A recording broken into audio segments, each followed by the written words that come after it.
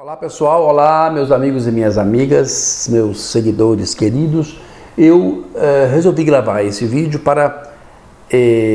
retomar a minha carreira de youtuber, mas principalmente porque eu me senti motivado a participar da grande guerra cultural que está se estabelecendo no Brasil e que me faz pensar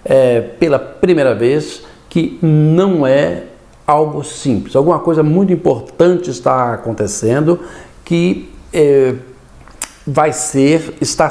será um divisor de águas importante na cultura brasileira, no pensamento brasileiro, e isso eu acredito que vai gerar frutos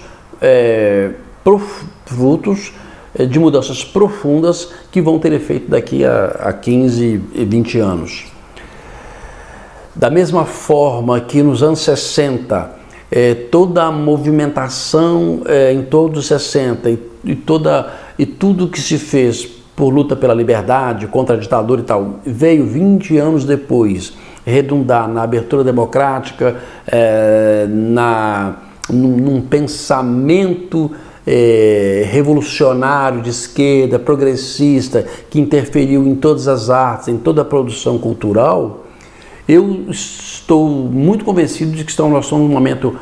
crucial que está plantando semente de um novo futuro que pode ser o contrário desse, que é um futuro exacerbado à direita, ou pode ser o melhor, enfim, a instalação no Brasil de uma cultura de liberalismo, de liberdade individual, no espírito dos países mais liberais e menos no sentido de esquerda, de estatismo,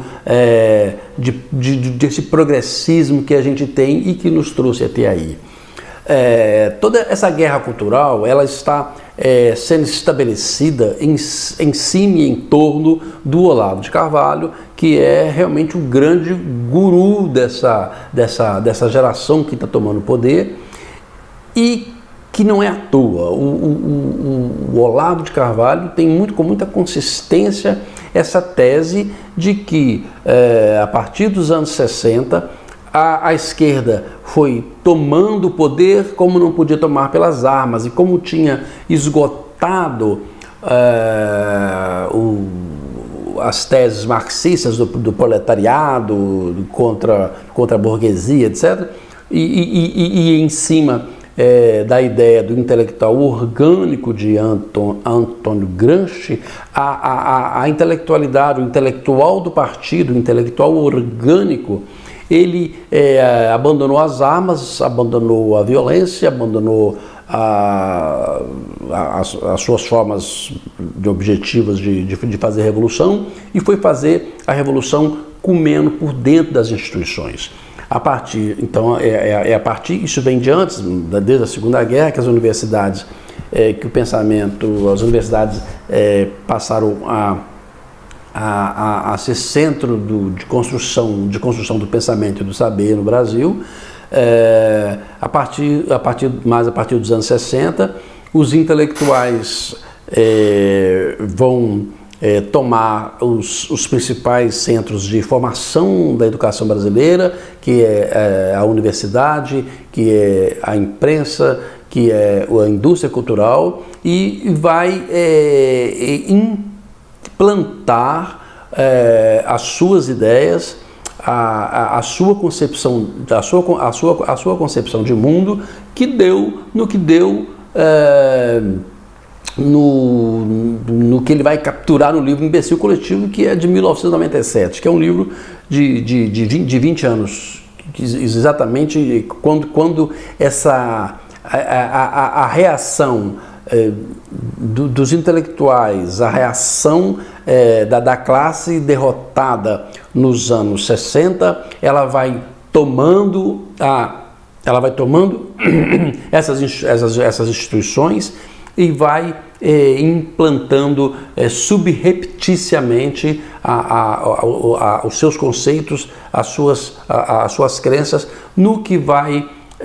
influenciar a nossa cultura, que vai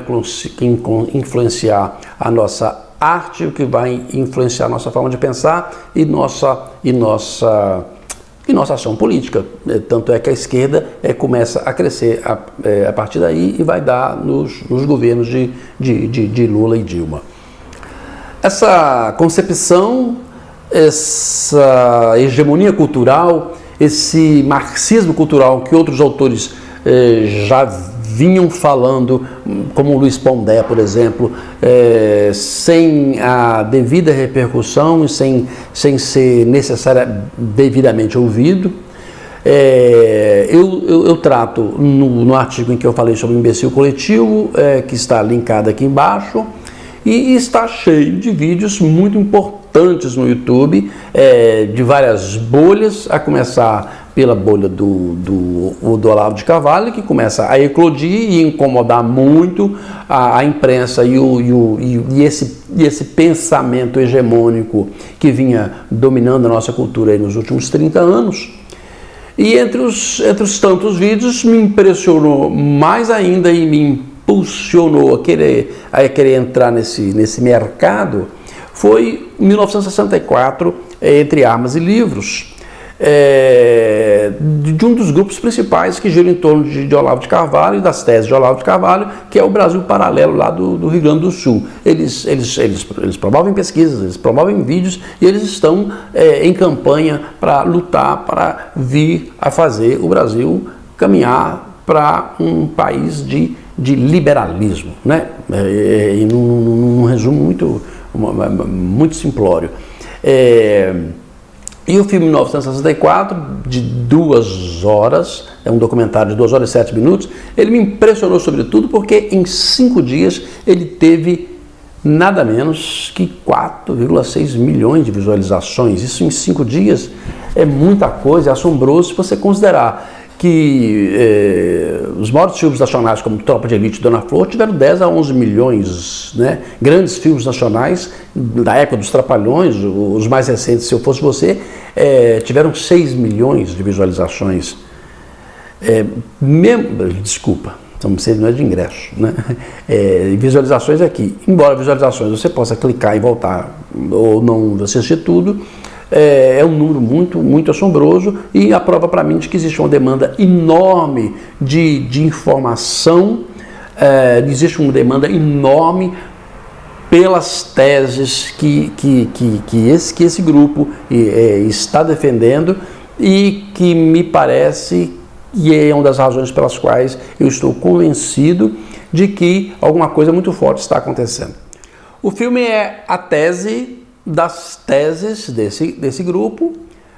as teses desse novo universo, dessa nova ordem em torno de Olavo de Carvalho, no sentido em que vai tentar corrigir a historiografia, agregar formação nova à historiografia, ou iluminar coisas na historiografia que a esquerda não viu, ou não quis ver, ou censurou de propósito. Eles não negam os fatos históricos. Eu acho que o levantamento de fatos históricos é honesto, mas é evidentemente que eles escolhem que lado pensar, assim como a esquerda escolheu o lado que ela quis pensar.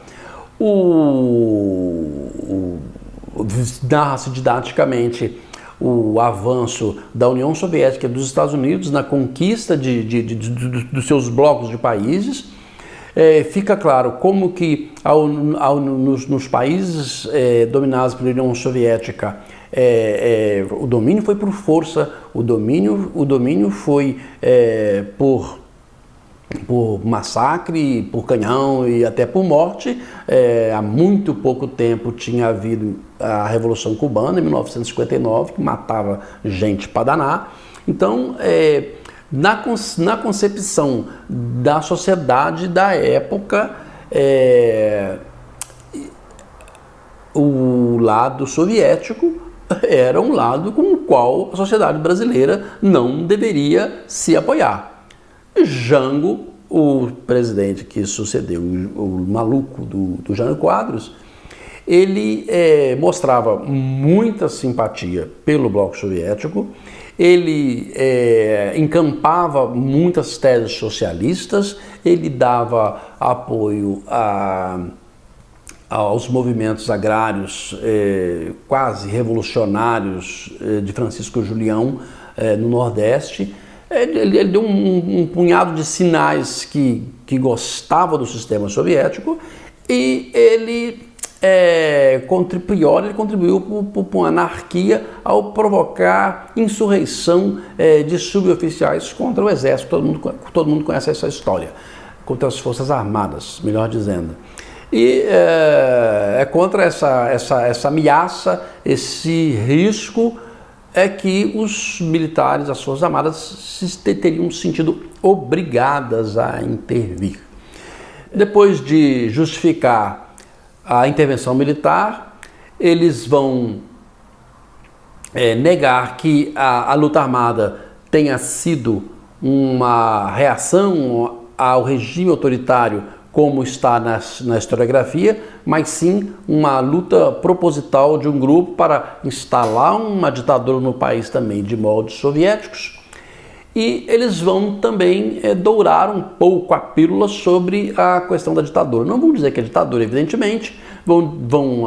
aceitar que é um regime autoritário e que os excessos, as torturas e as mortes foram excessos de uma certa psicopatia isolada de membros do exército de um lado e de membros da luta armada de outro. Bom, daí vão dizer como que os militares foram, de certa forma, ingênuos em não perceber, em não coibir, em não saber como lidar com essa invasão pacífica que os intelectuais, os formadores de opinião, os artistas vão fazendo dentro das instituições, até chegar a uma hegemonia desse pensamento progressista, desse pensamento de esquerda, a ponto em que se chega na Constituinte e existe um domínio já completo das forças progressistas, com o esvaziamento das forças liberais e conservadoras, e que ali na Constituinte fica muito claro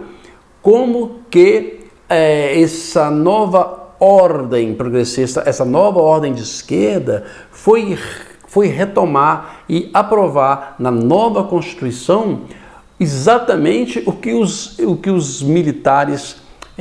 tinham combatido e a razão pelas quais eles tinham tomado o poder. A Constituinte realmente é uma coxa de retalhos enorme de onde tentaram por todos os interesses coletivos, onde voltou-se a ideia de que o Estado podia tudo, e vem a relativização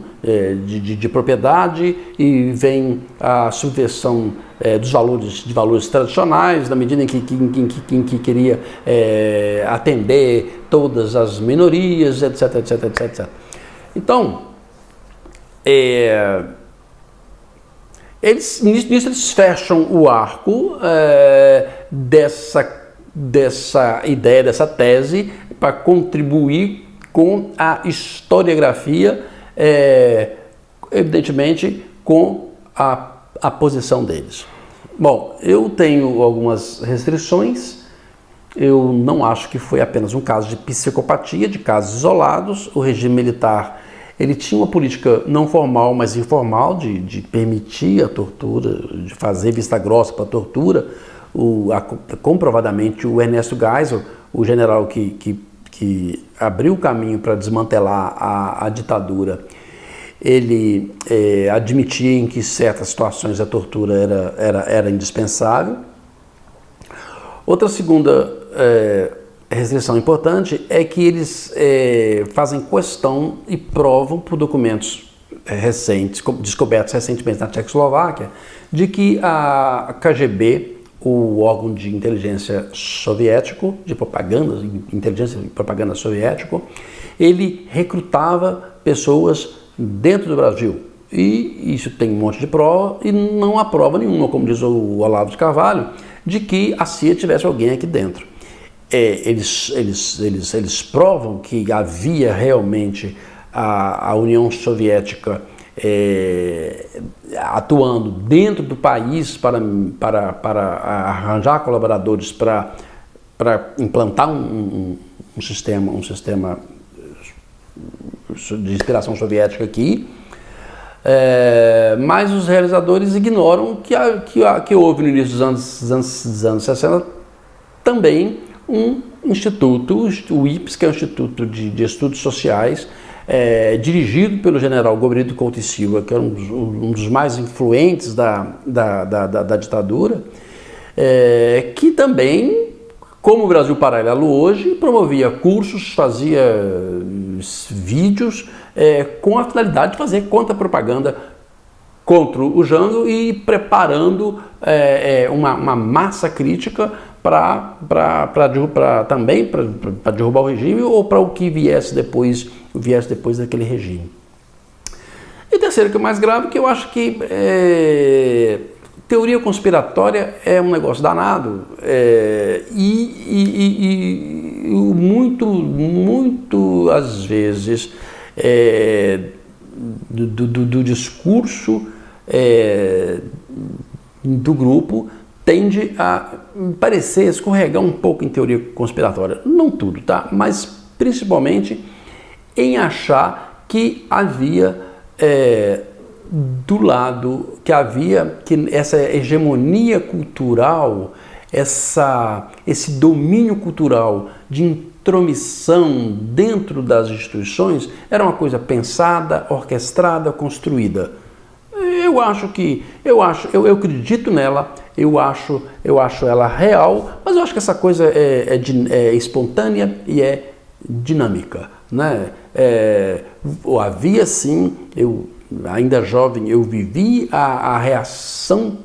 contra a ditadura, não havia outro caminho a não ser reagir contra o autoritarismo. Essa reação foi unificadora e, evidentemente, foi ficando quase que obrigação ser contra o regime. Isso foi fazendo, e como era muito reprimido, foi fazendo com que os intelectuais, como o pensamento crítico fosse se escondendo dentro de onde ele podia ter alguma expressão mesmo que embotada, que é dentro da universidade, que é dentro da imprensa, que é dentro da produção cultural. Então, sim, é verdade que existe essa hegemonia cultural, é verdade que o pensamento progressista de esquerda dominou o país, eu acredito nisso, eu estou cada vez mais empenhado em ler, falar e gravar vídeos sobre isso, mas acho que o vídeo, o filme, como ou tantos outros que estão surgindo, tem um papel importante a contribuir nisso. E é isso, existe, nós estamos vivendo um momento extremamente significativo. Eu acho que não é banal, eu acho que o deboche, a implicância, o certo desprezo com que Olavo de Carvalho e todo o seu séquito vem sendo tratado na grande imprensa, pela inteligencia que está dentro da imprensa, por todo o pensamento dominador nas universidades, em certa parte da imprensa e na produção cultural, toda essa reação ao Olavo de Carvalho é prova de que sim, uma coisa muito importante está nascendo com reflexos muito fortes para frente, e eu quero estar bastante envolvido nisso. prometo para vocês que eu vou aprender a fazer vídeo com mais naturalidade, com mais ênfase, com mais profissionalismo, ok? Muito obrigado e até o próximo vídeo.